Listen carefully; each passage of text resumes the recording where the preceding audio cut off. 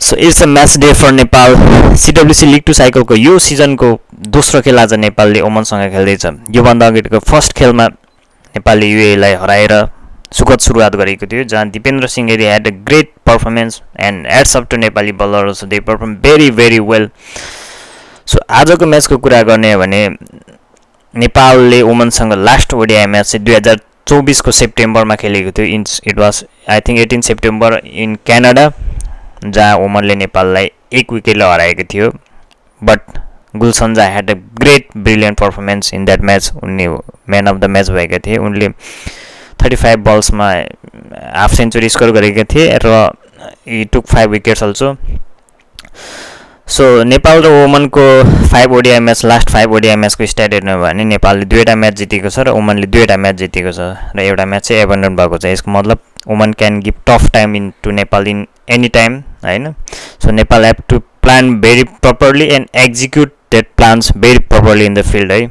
So ओमनको केही key प्लेयरहरूको कुरा गरौँ who can perform very well and took the match in their side. Firstly, they have a captain Jitendra Singh. He is a captain of Oman and he is very very good player in ODI for Oman. He is a great player and he is also top run scorer for Oman. र नेपालले चाहिँ उनको अगाडि एकदमै राम्रो planning गरेर खेल्नुपर्ने हुन्छ, होइन। एकदमै धेरै सहज सतर्क अपनाएर, होइन।